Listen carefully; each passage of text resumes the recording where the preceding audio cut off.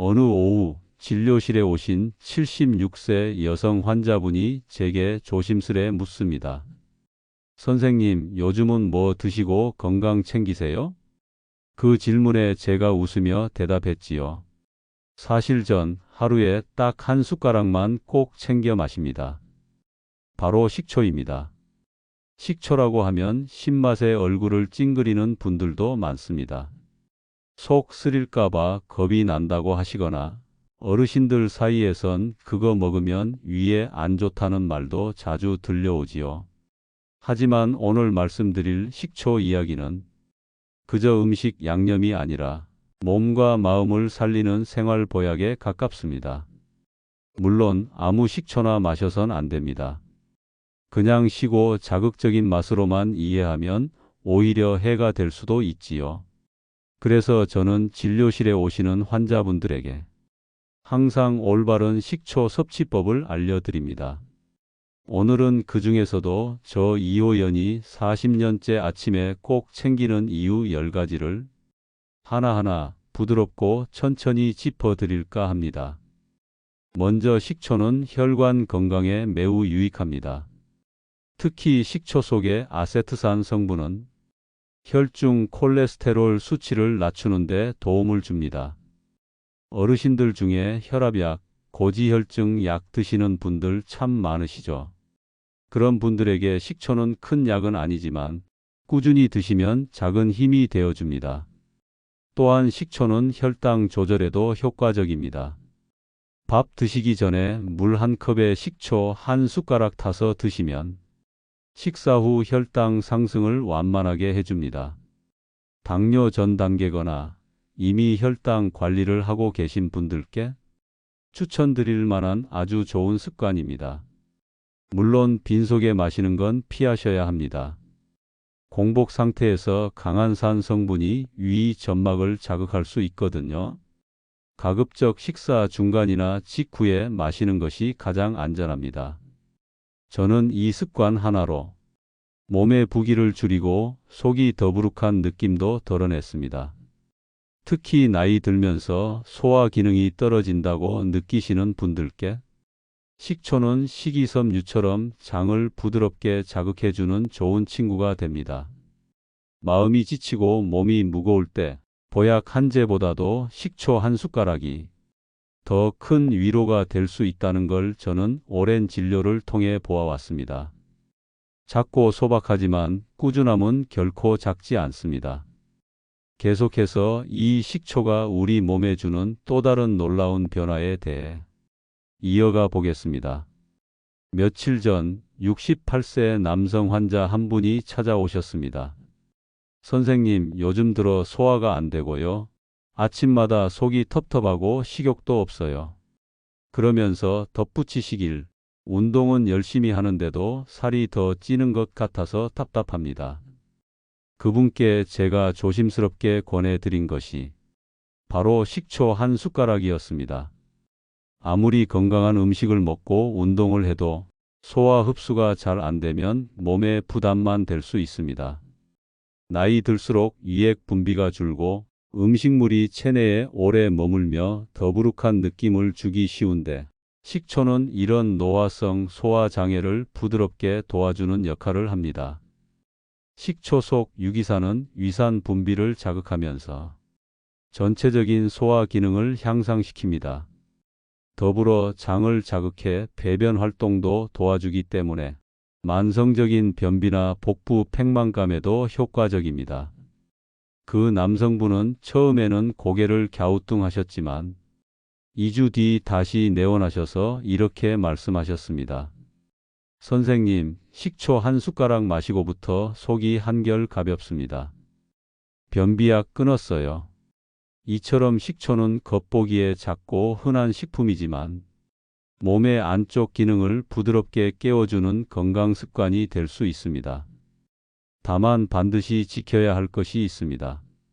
한 번에 너무 많은 양을 마시지 않는 것, 그리고 반드시 희석해서 드시는 것입니다. 저는 식초를 드실 때 미지근한 물 한 컵에 식초 한 숟가락을 넣고 가능하면 아침 식사 직후나 점심 직후에 드시라고 말씀드립니다. 또한 식초는 체내 염증을 줄이는 데에도 도움이 됩니다. 우리 몸속 만성 염증은 관절 통증, 혈관 노화, 심지어 우울감까지 다양한 질병의 씨앗이 되는데요. 식초의 항산화 성분은 이런 미세한 염증을 완화하는 작용을 합니다. 특히 무릎이나 손가락 관절이 자주 붓거나 욱신거린다고 느끼시는 분들, 하루 한 번의 식초 섭취가 생각보다 큰 차이를 만들어줄 수 있습니다. 그리고 식초는 간 건강에도 간접적인 도움이 됩니다. 간은 해독의 기관인데 지방간이나 간 기능 저하가 있으면 쉽게 피로해지고 몸이 무거워집니다. 식초는 간의 해독 작용을 도와 피로 회복과 전신 에너지에도 긍정적인 영향을 줍니다. 우리 몸은 나이가 들수록 새로운 걸 받아들이기보다 익숙한 방식에 안주하려 합니다. 하지만 오늘처럼 작은 습관 하나 바꾸는 것만으로도 몸은 달라지기 시작합니다. 오늘은 여기까지 식초가 도와주는 소화, 배변, 염증, 간 건강까지 말씀드렸고요. 남은 시간에는 식초가 노년의 체중 관리와 감정 안정에도 어떤 도움을 줄 수 있는지 조용히 이어가 보겠습니다. 앞서 식초가 소화기 건강과 염증 완화에 도움된다고 말씀드렸죠. 오늘은 그 연장선에서 노년기의 체중 관리와 기분 조절에 식초가 어떻게 도움이 되는지 구체적으로 말씀드리겠습니다. 며칠 전 72세 여성 환자분이 제 진료실을 찾아오셨습니다. 선생님, 살이 자꾸 불어요. 식욕은 없는데도 뱃살이 붓고 이상하게 자꾸 기분이 가라앉습니다. 예전에는 혼자 산책 나가던 것도 요즘은 귀찮고 아침에 일어나기도 힘들어요. 이런 말씀을 하실 때는 사실 몸보다 마음이 먼저 무너지고 있다는 신호입니다. 이분께 제가 가장 먼저 권한 건 식초였습니다. 단순히 몸에 좋다는 이유가 아니었습니다. 식초가 가진 자연스러운 대사 촉진 작용과 감정 조절 효과 때문입니다. 식초에 들어있는 아세트산은 우리 몸의 인슐린 감수성을 높여줍니다. 쉽게 말해 혈당이 급격히 오르내리지 않도록 조절해주는 역할을 합니다. 이 말은 곧 공복감이 심하게 느껴지지 않고 폭식을 줄여준다는 의미이기도 합니다. 특히 밤늦게 단 것을 찾게 되거나 별로 먹지도 않았는데도 체중이 늘어나는 분들에겐 이 작은 변화가 큰 도움이 됩니다. 이와 더불어 식초는 체지방 분해에도 간접적으로 도움을 줍니다. 운동을 병행하지 않더라도 대사 자체가 조금씩 활발해지면 몸의 순환이 나아지고 부종도 줄어들게 됩니다. 뱃살이나 다리 붓기를 자주 느끼시는 분들이 식초 한 숟가락을 꾸준히 드신 후 옷맵시가 조금씩 달라졌다는 말씀을 자주 하십니다. 또 하나 중요한 부분이 있습니다. 바로 기분 조절 호르몬과의 관계입니다. 최근 연구들에 따르면 장 건강은 우리 정신 건강과 깊은 관련이 있습니다. 장을 건강하게 유지하는 식품들, 특히 유기산이 풍부한 식초는 세로토닌 같은 기분 조절 호르몬의 균형에 도움을 줄 수 있다고 보고됩니다. 그래서 실제로 식초를 꾸준히 드신 분들 중엔 요즘은 아침에 일어나는 게 한결 가벼워요. 괜히 우울했던 게 덜해진 느낌이에요. 이런 말씀을 하시는 분들이 많습니다. 물론 식초 하나가 우울증을 치료하는 건 아니지만 기분의 기초 체력을 다지는 데 도움이 되는 건 분명합니다. 다만 꼭 유념하셔야 할 점도 있습니다. 식초는 공복에 마시면 위를 자극할 수 있기 때문에 식사 직후 혹은 간단한 간식을 드신 후 드시는 것이 좋습니다. 당뇨나 위염, 위궤양이 있는 분들은 식초 섭취 전 반드시 의사와 상의해 주셔야 하고요. 식초의 종류도 중요합니다. 사과 식초처럼 천연 발효 식초를 사용하되 당분이 많이 첨가되지 않은 제품을 고르시는 것이 좋습니다. 우리는 늘 큰 병에만 대비하지만 사실 노년기의 건강은 이렇게 작은 생활 습관 하나에서 시작됩니다. 몸도 마음도 피곤할 땐 그 피곤함을 없애기 위해 노력하기보다 조금 덜 피곤해지는 습관 하나만 가져보자고 말씀드리고 싶습니다. 그 시작이 식초 한 숟가락이라면 조금은 덜 어렵게 다가오지 않을까요? 이제 다음으로는 식초를 언제, 어떻게 먹는 것이 가장 효과적인지, 그리고 어떤 분들이 특히 조심해야 하는지, 생활 속 실천법을 하나하나 짚어보겠습니다. 식초가 우리 몸에 도움이 된다는 이야기를 들으셨더라도 정작 언제 어떻게 먹어야 하는지 또는 내 몸에는 맞는지 아닌지가 궁금하셨을 겁니다. 제 진료실에 꾸준히 오시는 68세 남성 환자 한 분이 계십니다. 처음엔 혈압 조절이 잘 안 돼서 오셨는데 생활 습관을 하나하나 바꾸며 식초도 소량 도입하게 되었죠. 처음엔 반신반의하셨지만 몇 주 후 이렇게 말씀하셨어요. 아침 혈압이 예전보다 부드럽게 나와요. 소화도 잘 되고 트림도 덜하니까 속이 편해졌어요. 그분께서 실천한 방식은 아주 단순했습니다. 식사 직후 미지근한 물 한 컵에 식초 반 숟가락을 타서 천천히 마신 것. 이게 전부입니다. 공복엔 피하고 가급적 위에 부담이 가지 않도록 따뜻한 물이나 미지근한 물에 타서 마신 것.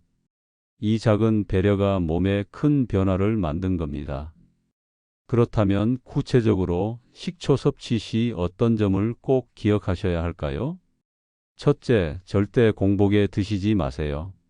특히 위염이나 속 쓰림을 자주 겪는 분이라면 공복에 식초는 자극이 될 수밖에 없습니다.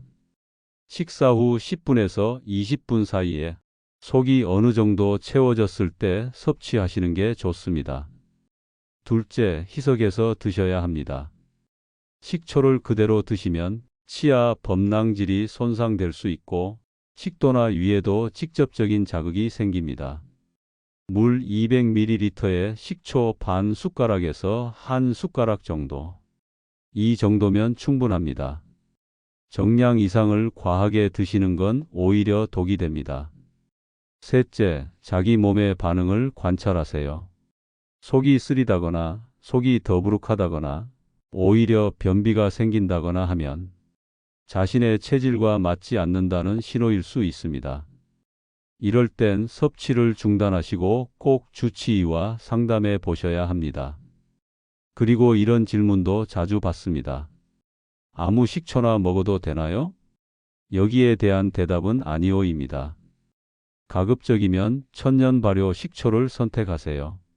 사과, 현미, 포도처럼 자연에서 발효된 식초가 건강에 더 이롭고 장기적으로도 부담이 덜합니다. 마트에서 흔히 볼 수 있는 빙초산이나 인공 첨가물이 많은 제품은 효과보다는 자극이 더 클 수 있으니 피하셔야 합니다. 또한 당뇨가 있으신 분은 식초가 혈당 조절에 일부 도움은 되지만 자칫 복용 중인 약과 상호작용이 있을 수 있으므로 반드시 의사와 상의 후 시작해야 합니다. 신장 질환이 있는 분들도 마찬가지입니다. 이쯤에서 질문 하나 드리고 싶습니다. 혹시 여러분은 몸이 피곤할 때 무언가를 보충해야 한다는 생각만 하시지는 않나요? 하지만 건강이라는 건 단순히 보충이 아니라 조절입니다. 식초는 그 조절을 도와주는 아주 좋은 도구일 뿐 기적의 약은 아닙니다. 잘 알고 잘 쓰면 도움이 되지만 모르고 쓰면 오히려 해가 될 수 있죠. 그래서 오늘 제가 강조하고 싶은 건 이것입니다. 식초는 건강에 좋은 습관이 될 수는 있지만 모든 사람에게 맞는 해결책은 아니라는 것. 이제 마무리로 식초 섭취가 특히 도움이 되는 대표적인 건강 상황 3가지와 생활 속 적용 팁을 정리해서 알려드릴게요. 작은 습관 하나가 여러분 삶에 얼마나 따뜻한 변화를 줄 수 있는지 함께 나누고 싶습니다. 식초가 건강에 도움이 된다는 사실은 이제 많은 분들이 알고 계십니다. 하지만 정확히 어떤 경우에 가장 큰 효과를 보는지 그걸 알고 드시는 분은 많지 않으십니다. 오늘은 식초가 특히 도움이 되는 3가지 건강 상황을 말씀드리며 그에 맞는 실생활 적용법도 함께 알려드릴게요. 먼저 첫 번째입니다. 혈당이 불안정하신 분들에게 식초는 좋은 습관이 될 수 있습니다. 식초에 들어있는 초산은 식사를 통해 흡수되는 당분의 속도를 늦춰주기 때문에 식후 혈당이 급격히 오르는 것을 방지하는 데 효과적입니다. 특히 당뇨 전 단계이거나 식사 후 졸음이 심하게 오는 분들에겐 도움이 될 수 있습니다. 그렇다면 어떻게 섭취하는 게 좋을까요? 식사 후 10분에서 20분 사이에 미지근한 물 200ml에 식초 반 숟가락을 섞어 마셔보세요. 그리고 당분이 많은 디저트나 후식은 식초 음료를 마신 후 30분 정도 지나 드시는 걸 권해드립니다. 혈당 스파이크를 최소화하는 데 도움이 될 수 있습니다. 두 번째로, 속이 자주 더부룩하고 소화가 잘 안 되는 분들, 특히 60대 이후로 위산 분비가 줄어들면 예전처럼 음식 소화가 빠르지 않게 되죠. 속이 더부룩하고 트림이 자주 나고 가스가 차는 분들 많으실 겁니다. 식초의 산 성분은 위의 산도를 보완해주고 소화를 돕는 데 일정 부분 역할을 해줍니다. 다만 여기서 꼭 기억하셔야 할 것은 속이 아픈 사람에게 식초가 맞는 건 아니라는 점입니다. 위염이나 위궤양이 있는 분, 평소 속이 쓰리거나 역류성 식도염을 앓는 분들은 오히려 식초가 증상을 악화시킬 수 있기 때문에 주의가 필요합니다. 이 경우 식초를 전혀 마시지 않으셔도 됩니다. 건강은 꼭 유행을 따라야 지킬 수 있는 게 아닙니다. 자신의 몸 상태에 귀 기울이는 것이 무엇보다 중요한 출발점입니다. 그리고 마지막 3번째, 관절이 뻣뻣하고 부종이 자주 생기는 분들입니다. 특히 아침에 일어나면 손가락이 굳은 느낌이 드시거나 무릎이 자주 붓고 열이 나는 분들, 이런 분들 중 일부는 만성적인 염증 상태일 가능성이 있습니다. 식초에는 항산화 물질이 풍부하고 염증을 줄이는데 일부 도움을 줄 수 있다는 연구 결과도 있습니다. 하지만 이 역시 정가의 보도는 아닙니다. 염증은 단순히 식초 한 숟가락으로 사라질 만큼 가볍지 않기 때문이죠. 대신 식습관을 조금씩 조절하고 정제된 탄수화물을 줄이고 물을 자주 마시고 식초를 천천히 일상에 도입하면 몸 전체의 순환과 균형에 도움을 줄 수 있습니다. 제가 드리고 싶은 말씀은 이것입니다. 식초는 대신이 아니라 더함이어야 한다는 것. 기존의 약을 끊고 식초만 드시겠다거나 하루에 5번, 6번씩 드시겠다는 분도 계셨습니다.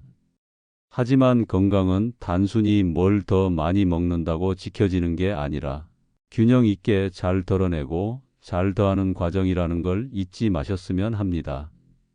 그리고 무엇보다 마음이 편안한 상태에서 먹는 음식이 진짜 보약입니다.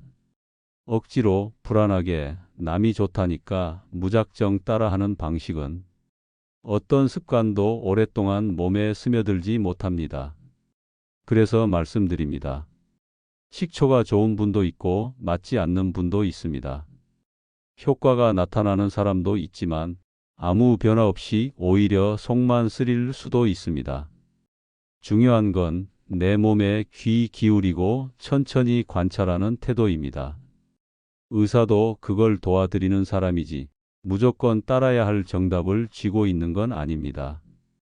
이제 마지막으로 식초를 섭취할 때 지켜야 할 일상 속 3가지 안전 수칙을 함께 정리해 드리며 조금 더 편안한 건강 습관을 만들 수 있도록 도와드릴게요. 식초라는 한 가지 식재료에 이토록 많은 이야기가 담겨 있다는 게 신기하게 느껴지실 수도 있습니다. 하지만 제가 오늘 이 이야기를 드린 이유는 단 하나입니다. 단순한 재료 하나에도 우리의 몸과 마음은 아주 민감하게 반응한다는 것. 그리고 그런 사소한 습관들이 모여 노년의 삶을 더 건강하게, 더 평온하게 만들어준다는 믿음 때문입니다. 앞서 말씀드린 것처럼 식초를 드실 땐 반드시 물과 함께, 빈속이 아닐 때 하루 한 번에서 2번 정도. 이 3가지만 잘 지켜주셔도 위장에 큰 부담 없이 식초의 순한 힘을 느낄 수 있으실 겁니다.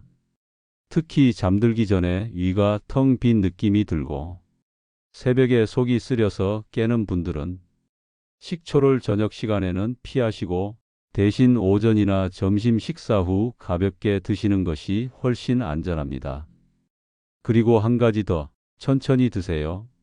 식초를 꿀물처럼 원샷하듯 마시는 분들이 계신데 그건 오히려 역류성 식도염의 원인이 될 수 있습니다. 미지근한 물에 천천히 희석해서 마시듯 씹듯 음미하듯 드셔보세요.